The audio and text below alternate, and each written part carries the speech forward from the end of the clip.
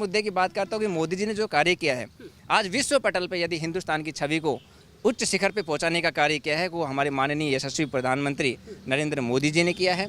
दूसरा, विभिन्न जो अपन डेवलपमेंट की बात करें, डेवलपमेंट के मामले में भी अपने मोदी जी है बेहतर काफ़ी अच्छे कार्य किए हैं। राजस्थान के लिए पिछली गवर्नमेंट जो थी वो कांग्रेस की थी, तो उसके आधार पर आपसी राजनीतिक मुद्दों के कारण यहाँ पर ज़्यादा कार्य सेंट्रल गवर्नमेंट से देखो नहीं हो पाए थे। लेकिन हम युवाओं की बात करें तो सबसे पहले जो युवा मित्र अपने आप को युवा मित्र बोलता है, जो कि अंतिम छोर व्यक्ति तक जुड़ता है, तो मैं मोदी जी से गुहार लगाना चाहूँगी, मोदी जी ऐसी कौन सी बात है कि आपने केवल राजीव गांधी के नाम पे हटा दिया। और सबसे बड़ा सिंपल हमारे जहन में आज ये भी उठता है कि कल देखिए राजस्थान में कितने कांग्रेसी नेताओं ने बीजेपी ज्वाइन करी है, कि बीजेपी आज अपने आप में हमें ऐसा लगता है कि गंगा है, कि भ्रष्ट कांग्रेसी नेता यदि बीजेपी में जाता है तो उसके तो पाप धुल जाते हैं। ये युवा मित्र अपने 17,500 की नौकरी कर रहा था और पिछली सरकार ने ये राजीव गांधी शब्द लिख दिया, उस शब्द से नफरत है तो सर हमें उसकी आप सजा क्यों दे रहे हैं, क्यों मिल रही है हमें? युवाओं को सजा मिल रही है राजीव गांधी नाम की। हाँ, आप हमें अटल युवा मित्र बना दीजिए, पंडित दीनदयाल उपाध्याय युवा मित्र बना दीजिए, आप राजस्थान युवा मित्र बनाइए हमें, हम आपको काम करके दिखाएंगे। फिर आप हमें बताइए कि हम अपने निस्वार्थ भाव से काम कर रहे हैं, हम अपने रोजगार के लिए काम कर रहे हैं, अंतिम व्यक्ति को लाभ पहुंचाने के लिए काम कर रहे हैं। नमस्कार, मैं मुकेश अंबालान। लोकसभा चुनाव यात्रा के बीच में राजस्थान का दौर जारी है, हमारा सफर जारी है। इस बीच में लोकतंत्र की इस खूबसूरती में युवाओं का भी हिस्सा रहता है, बुजुर्गों का भी, महिलाओं का भी हिस्सा रहता है। लेकिन हमें लगा क्यों ना आज युवाओं से बातचीत की जाए कि राजस्थान के युवाओं के मन में क्या है।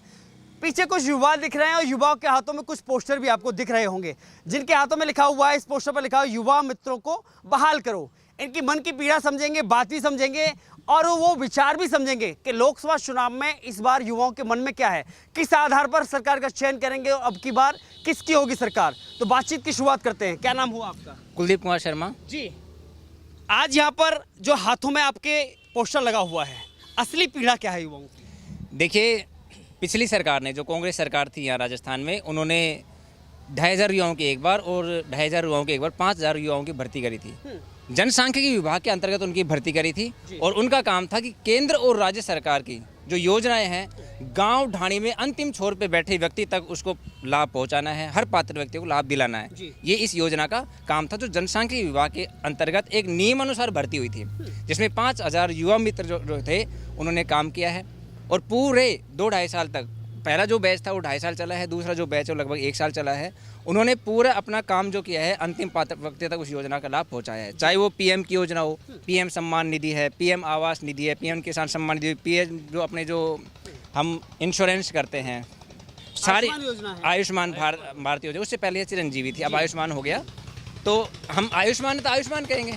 ये सरकार का काम है, उसका नाम चिरंजीवी रखती है, आयुष्मान रखती है। हमारा काम है उस योजना को आम जन तक पहुंचाना, लाभार्थी तक पहुंचाना, उसको लाभ दिलाना, जो पात्र व्यक्ति होता है उसका, ये हमारा काम था।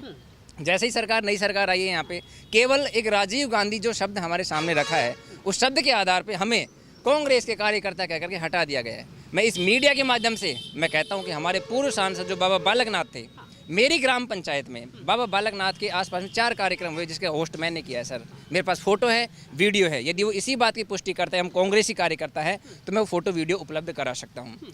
बाबा बालकनाथ जी जब जल जीवन मिशन का लेकर के हमारे ग्राम पंचायत जो मुंडा और ब्लॉक में जजारपुर में पड़ती है, वहाँ पे आए थे, 1,27,00,000 रुपये का जो उनका कार्य है, उसका मैंने कार्यक्रम होस्ट किया था। उसके बाद 7 लाख रुपये जो इंटरलॉकिंग कार्यक्रम के लिए उन्होंने दिए थे, उसका होस्ट मैंने किया था, जिसमें मोदी जी का एक संदेश पहुंचाने के लिए वो हमारे आइडल हैं। मोदी जी को देखो हम अपना आइडल मानते हैं, इसमें नो डाउट पूरा हिंदुस्तान मानता है। मैं केवल हिंदुस्तान नहीं कहूँगा, आज वो पूरी दुनिया में जब वो 3री बार देश के प्रधानमंत्री बनेंगे, तो अपने आप में एक बहुत बड़ी भारत की घोषणा है आपकी, बनेंगे। लेकिन ये युवा बनाएंगे, हाँ, युवा बनाएंगे। लेकिन मैं मोदी जी से ये भी कहना चाहता हूँ, मोदी जी आप हमें पारदर्शिता एक बार जांचिए तो सही, एक बार परखिए तो सही।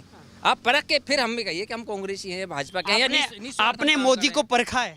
जी हाँ, मोदी जी को परखा हमने। क्या 10 साल में आपको क्या लगा कि उन्होंने क्या बेहतर किया है? देखो, मोदी जी समाज के लिए, युवाओं के लिए, देखिए राजस्थान के लिए। जी, राजस्थान के लिए पिछली गवर्नमेंट जो थी वो कांग्रेस की थी, तो उसके आधार पर आपसी राजनीतिक मुद्दों के कारण यहाँ पर ज़्यादा कार्य सेंट्रल गवर्नमेंट से देखो नहीं हो पाए थे।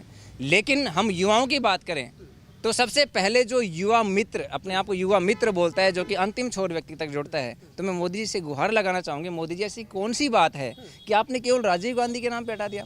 और सबसे बड़ा सिंपल हमारे जहन में आज ये भी उठता है कि कल देखिए राजस्थान में कितने कांग्रेसी नेताओं ने बीजेपी ज्वाइन करी है, कि बीजेपी आज अपने आप में, हमें ऐसा लगता है कि गंगा है, कि भ्रष्ट कांग्रेसी नेता यदि बीजेपी में जाता है तो उसके तो पाप धुल जाते हैं।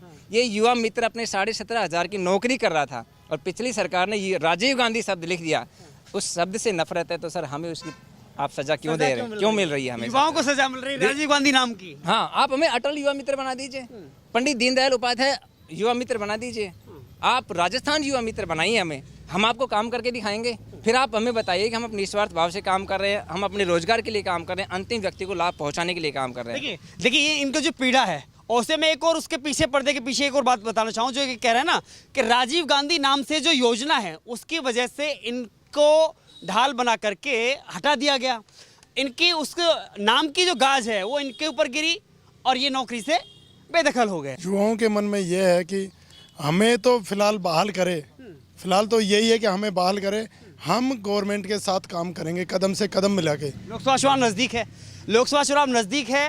एमपी की बात करें, राजस्थान की बात करें, छत्तीसगढ़ की बात करें, राज्यों में अभी हाल ही में सरकार आई, भाजपा की सरकार बनी, लेकिन लोकसभा चुनाव में इस बार किसकी सरकार? क्या लगता है कि युवाओं के मुद्दे क्या हैं? क्या नाम है आपका? युवाओं, मेरा नाम आशीष कुमार है। युवाओं के मुद्दे यही हैं कि उन्हें रोज़गार मिले, और हमें एक रोज़गार मिला और उससे हमें हटा दिया गया। अब हमारे घर का लालन पोषण कैसे होगा? अब ये मोदी जी से कहना चाहता हूँ कि हमें आप इससे बहाल करें और हम आपका साथ चुनाव में पूरा देंगे। देखिए सर, मैं आपसे अपने एक बार 2 लाइन के लिए मैं पिछले मुद्दे बोलना चाहूँगा कि मैं मोदी जी का बहुत बड़ा फ़ैन हूँ। इसमें किसी तरह की मोदी जी को या मेरे देश को, मेरे युवाओं को कोई शंका नहीं होनी चाहिए। इंदिरा गांधी रसोई योजना थी, उसका नाम बदल के उन्होंने माँ अन्नपूर्णा रसोई रखी। चिरंजीवी योजना थी, उसका नाम आयुष्मान भारत योजना इन्होंने रखा है। बाकी बहुत सारी योजनाएं हैं।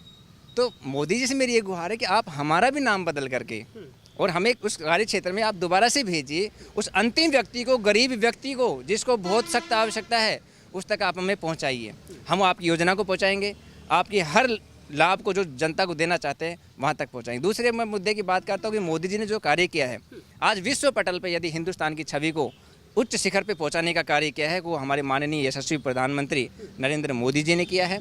दूसरा, विभिन्न जो अपन डेवलपमेंट की बात करें, डेवलपमेंट के मामले में भी अपने मोदी जी है बेहतर काफ़ी अच्छे कार्य किए हैं। लेकिन बात यदि युवाओं की आती है, तो युवाओं की जब हम बात करते हैं, तो युवाओं में कहीं ना कहीं मोदी जी हो सकता है वो अपने नज़रिए से एक अच्छा अपडेट मॉडल देना चाहते होंगे युवाओं को, लेकिन अचानक ऐसे हिंदुस्तान में ऐसे संभव नहीं है। कम से कम जो व्यक्ति, जो युवा जिस कार्य पे सतत रूप से कार्य कर रहा है, कम से कम वो तो निरंतर रखा जाए। ये हम मोदी से उम्मीद करते हैं और उम्मीद करते हैं कि वो हमारी बहाली करेंगे। लेकिन मैं इस मीडिया के माध्यम से ये भी कहना चाहूँगा, मोदी जी आपका मैं फ़ैन हूँ, लेकिन मेरा घर का जो खर्चा है, लालन पालन है, वो तो मोदी जी मेरे 17,500 रुपये से चलता है। आप मुझे अटल युवा मित्र बना दीजिए, आप मुझे पंडित दीनदयाल उपाध्याय युवा मित्र बना दीजिए। हम वादा करते हैं मोदी जी अब की बार 400 पार। और जो आपने कहा है कि मैं हूं मोदी का परिवार, मैं आज मीडिया के माध्यम से कह रहा हूं, यदि मोदी जी हमें बहाल कराएंगे तो मैं हूं मोदी का परिवार और मोदी जी 100% 400 पार। और यदि हमें बहाल नहीं किया गया तो मोदी जी माफ़ी चाहेंगे। आपने बहुत अच्छे कार्य किए हैं, लेकिन आज एक व्यक्ति के लिए अपने माँ बाप, पत्नी, बच्चे बहुत इंपॉर्टेंट होते हैं। राजनीतिक, देश के मुद्दे आप समझते हो कि आम व्यक्ति के लिए बाद में होते हैं, पहले परिवार के लिए होता है। तो सर ये जो बातें हैं मैं मोदी जी से रखना चाहूँगा। और साथ में हमारे सीएम है भजनलाल शर्मा जी, देखो वो भी एक आम नेता थे और विधायक बनने के बाद सीधे मुख्यमंत्री बने हैं। उनको भी जांचा परखा नहीं, तो सर हमें भी जांच परख के फिर आप आगे काम तो सौंपिए एक बार, हम आपको काम करके दिखाएंगे। इन युवाओं पे भरोसा कीजिए, हम भी तो आप पे भरोसा करते हैं, आप युवाओं पे भरोसा कीजिए सर। हम देखो आपको, हम ही अब तक, जब तक आचार संहिता नहीं लगती है, चुनाव की घोषणा नहीं होती है, तब तक हम गुहार लगाएंगे सर। उसके बाद हम भी अपना मिशन चलाएंगे। और मैं मोदी जी से ये कहना चाहता हूँ, मोदी जी ये जो युवा मित्र है 5,000, इसको केवल संख्या 5,000 नहीं है, इनको आप 5,000 परिवार और 5 लाख व्यक्ति समझ के कम से कम चले, क्योंकि ये उस व्यक्ति की रग से टच में है जिसको आवश्यकता है हर स्कीम की, चाहे वो केंद्र सरकार हो चाहे वो राज्य सरकार हो, हर व्यक्ति से टच में है। और मोदी जी आप समझते हो कि जो पढ़ा लिखा और सेटल बंदा है वो किसी डाइवर्ट नहीं होता, लेकिन अंतिम छोर पे जो व्यक्ति बैठा है, जब हम उसको कहेंगे माँ मैंने तेरी पेंशन बंधवाई थी, लेकिन आज वही मेरी नौकरी को खा गए, अगला लाभ मैं आपको नहीं दिला पाऊंगा, मैं समय समय पे आपका सत्यापन हुआ कि नहीं हुआ मैं आपसे नहीं पूछ पाऊंगा क्योंकि मेरा रोज़गार छीन लिया। मुझे उम्मीद है वो माँ मेरे दिल से बात सुनेगी और मेरे कहने पे वो हो सकता है अपना निर्णय लेगी। मैं मोदी जी आपकी खिलाफत नहीं कर रहा, लेकिन मैं आपका विरोध ज़रूर करूँगा इस काम के लिए विरोध करना सबका अधिकार है। युवाओं को आपने बोलना सिखाया है, चलना सिखाया है, हिंदुस्तान को आपने खड़ा किया है, युवाओं को आपने खड़ा किया है, तो उसके बलबूते पे आज हम अपनी पीड़ा आपके सामने रखते हैं। जी, हमारा 65 दिन से धरना चल रहा है जयपुर में शहीदी स्मारक पर, तो हमारी मांग को जल्द से जल्द पूरा किया जाए। ये आपके माध्यम से मोदी जी से कहना चाहते आपका भरोसा राहुल गांधी पर ज़्यादा है या मोदी पर ज़्यादा है? हैं। नहीं, फिलहाल तो मोदी जी पर है। मोदी जी जो चाहते हैं वो कर पाते हैं, और हम चाहेंगे कि उनको तीसरी बार पीएम बनाएं।